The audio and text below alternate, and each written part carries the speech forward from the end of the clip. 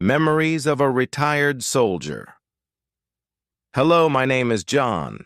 I am a retired soldier. I want to share my story with you.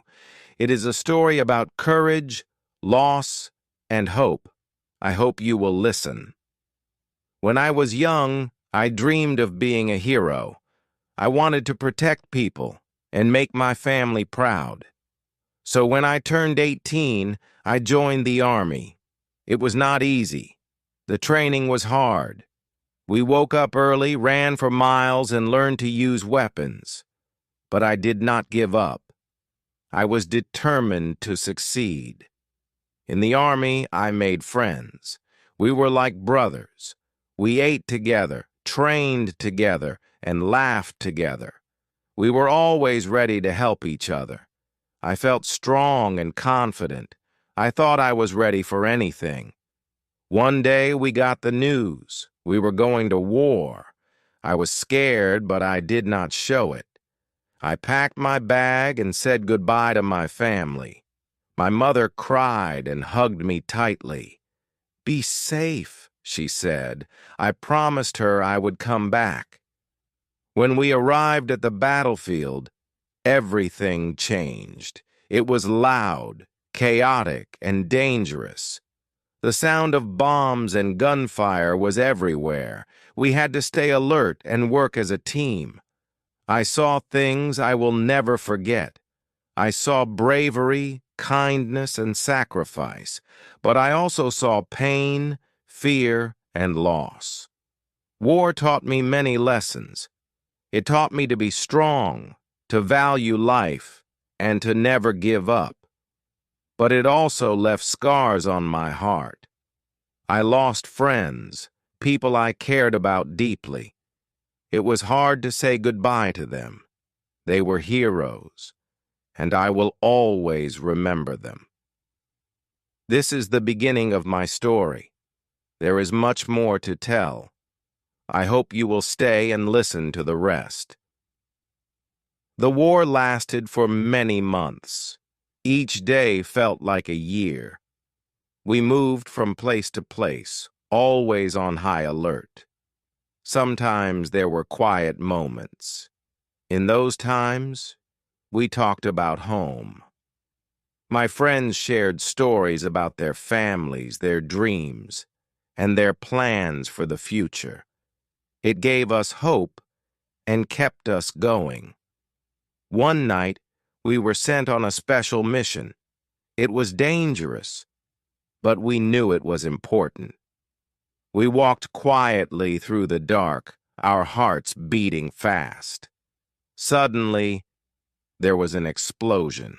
The ground shook, and I fell. When I opened my eyes, I saw my friend Sam lying on the ground. He was hurt badly. I crawled to him and held his hand. "Stay with me, Sam," I said. He looked at me and smiled weakly. "John, take care of my family," he whispered. I nodded, tears in my eyes. Then he closed his eyes. He was gone. I felt a pain in my chest that I cannot describe. After that night, I changed. I still did my duty, but I felt empty inside. I missed Sam and the others we had lost. I wanted the war to end. I wanted to go home. Finally, the day came. The war was over.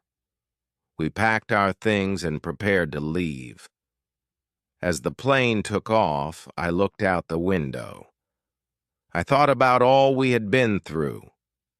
I thought about Sam and the promise I made to him. I knew I had to keep it. When I arrived home, my family was waiting for me. My mother hugged me tightly. My father shook my hand and said, "Welcome home, son. We're proud of you."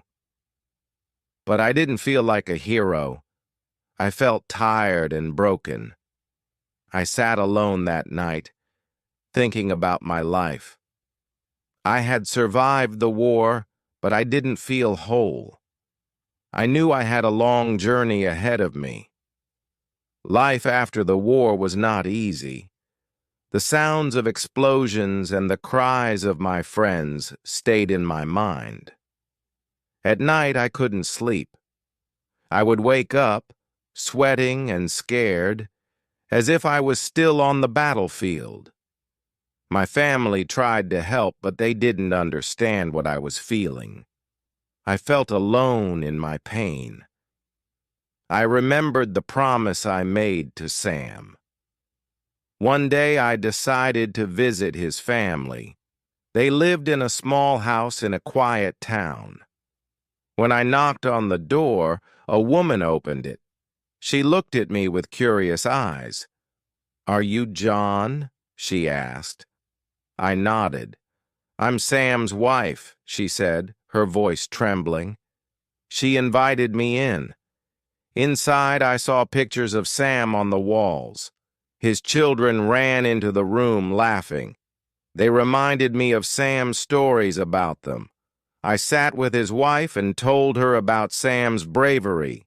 I told her how he saved many lives and how he always spoke about his family.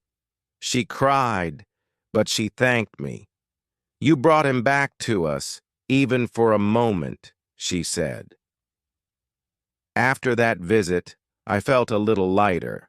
I started to visit other families of the soldiers I knew. I shared their stories and listened to their memories. It helped me feel connected to them.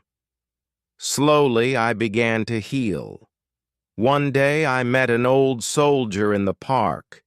He was sitting on a bench, looking at the sky. I sat next to him and we started talking. He told me about his experiences in a different war. We shared our pain and our memories. For the first time, I felt that someone truly understood me. We became good friends. He told me about a group of retired soldiers who met every week. They talked about their lives and supported each other. I decided to join them. Being with people who shared the same pain helped me a lot. It gave me hope that I could find peace. As time passed, I began to rebuild my life. I found a small job at a local school, teaching children about history. The kids were curious and full of questions. When they asked about the war, I shared the lessons I learned, not about fighting, but about kindness and bravery. One boy named Tom always stayed after class. He loved hearing stories about my friends and their courage. One day he asked, "Were you scared during the war?" I smiled and said, "Yes, Tom. I was scared every day." But courage is not about not being scared. It's about doing what is right, even when you are afraid. Teaching gave me purpose again. It reminded me of the promise I made to myself, to honor my friends by living a good life. I started helping at the community center, where I met people who needed support. Some were soldiers like me, and others were just struggling with life. I shared my story with them, hoping it would give them strength. One evening, as I walked home, I stopped by the memorial in the town square. It had the names of soldiers who had served. I placed flowers there every week, remembering my friends. I whispered their names and told them about my day. It felt like they were still with me, watching over me. At home, I kept a small box of memories. Inside were photos, letters, and a medal I received for my service. I often looked at the photo of Sam and me smiling in our uniforms. It reminded me of the bond we shared and the sacrifices we made. Though the pain of the past never fully went away, I learned to carry it with strength.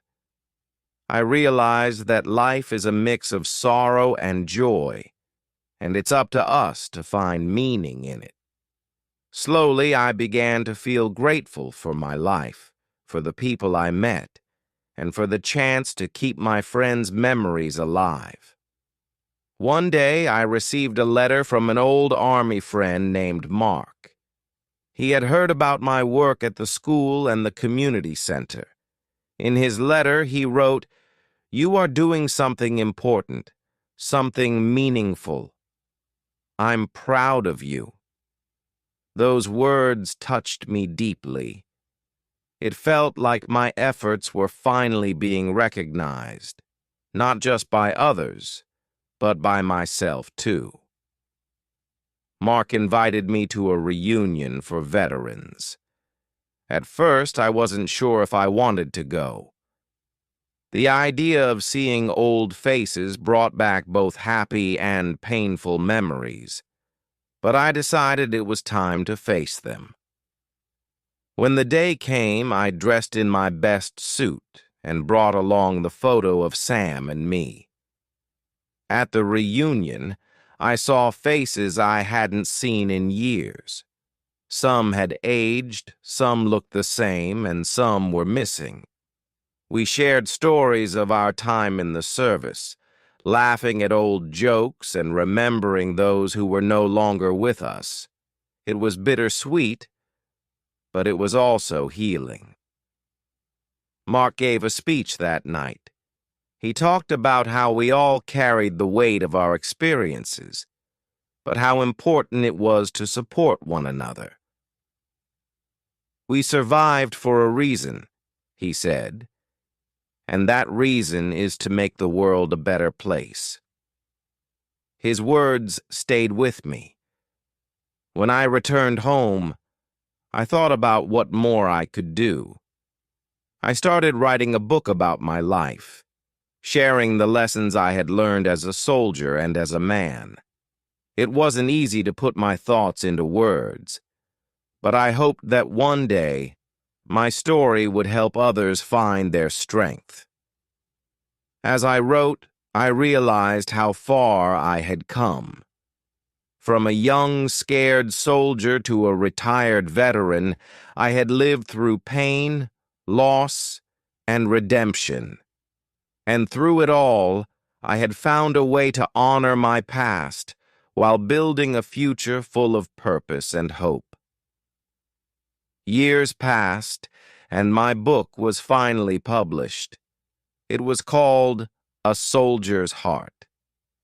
To my surprise, it received a lot of attention. People from all walks of life wrote to me, sharing how my story had touched their hearts. Veterans said it gave them hope. Young people said it inspired them to be stronger in the face of challenges. The book became more than just a story. It became a way to connect with others.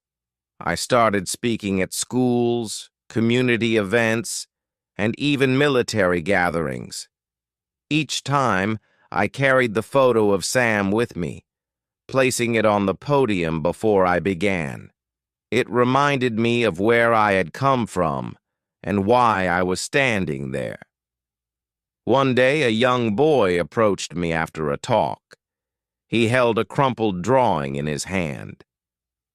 "This is for you," he said, shyly handing it to me. It was a picture of a soldier holding a dog. "You and Sam," he said, smiling. Tears filled my eyes as I thanked him. In that moment, I realized that Sam's memory would live on, not just in my heart, but in the hearts of others. Now, as I sit on my porch watching the sunset, I feel a sense of peace. My life has been a journey of battles, both on the field and within myself, but through it all, I have learned that even in the darkest moments, there is light to be found, and that light comes from love, friendship, and the courage to keep moving forward. Sam may be gone, but his loyalty and love remain a part of me. I think about him every day, and I know he would be proud of the life I have built. I smile as I look at the horizon, knowing that my story isn't over yet. There is still more to live, more to give, and more to remember. I hope this session was helpful. Take care, everyone.